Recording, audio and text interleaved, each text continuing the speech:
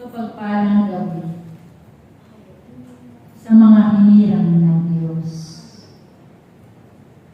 Naway, magbigayan kayo ng kapayapaan sa bawat isa.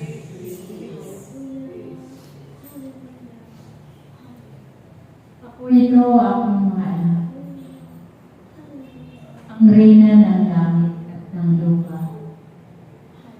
Ako'y narito sa inyong harapan at nakatunghay sa bawat isa sa inyo.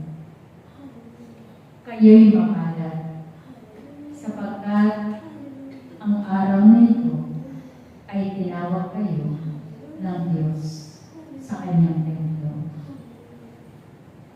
Kayong lahat na narito ay patuloy na kayo'y palaging puno ng pag-ibig sa bawat isa.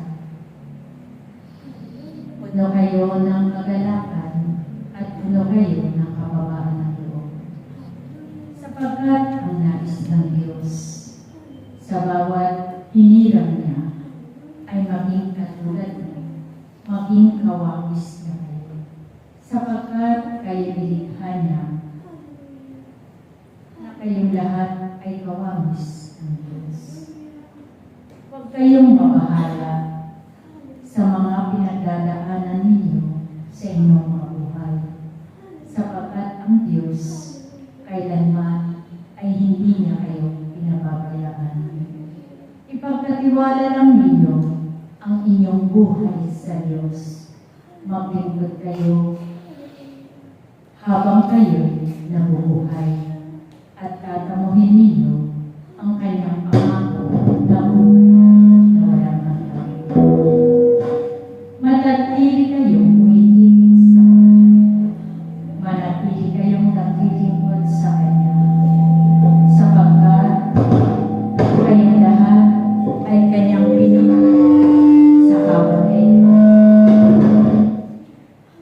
Kaya aking mga anak na narito, naway maging tapat kayo sa Diyos. Maging tapat ang inyong paglilingkod sa Diyos at patuloy na kayo'y huwag lalayo sa piling ng Diyos. Sapagkat sa piling ng Diyos ay may buhay na walang hanggan. Kaya kayo na naririto ay magpatuloy lang kayo na maglingkod hanggang wakas ng inyong mga buhay. Tandaan ninyo, aking mga anak, kayong lahat ay hindi makakaranas ng mga malalakas na bagyo na parating. Ito ay hindi ninyo mararanasan dito sa inyong lugar. Sapagkat sa sama-sama ninyong panalangin, ito ay dinirinig ng Diyos. Sapagkat maraming mga darating na mga kaguluhan, maraming darating na mga malalakas na bagyo.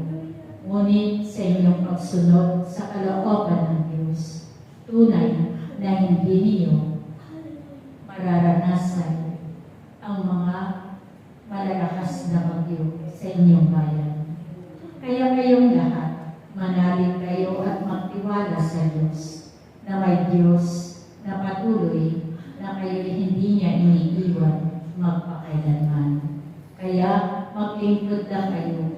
Patuloy na kayo magpuri sa Diyos. Patuloy kayo sumamba sa Diyos.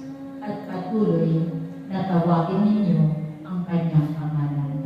Mapalad kayong lahat, sapagkat taglay ninyong lahat ang kanyang banal na pangalan sa inyong katauhan. Nawa ang bawat isa sa inyo ay huwag kayong matakot. Patuloy kayong sumunod sa kalooban ng Diyos at huwag kayong itigil sa inyong paglilingkod habang kayo'y nabubuhay. Sapagkat ang inyong mga pangalan ay nakatalak sa aklat ng buhay. Aking mga anak na narito, patuloy lang kayo maging mabuti sa lahat ng oras at patuloy ninyo tahakin ang landas na matuwid upang kayo ay magtagumpay. Salamat sa inyong lahat na narito. Hanggang sa muli natin pagkikita sa araw ng bukas. Salamat sa inyong lahat.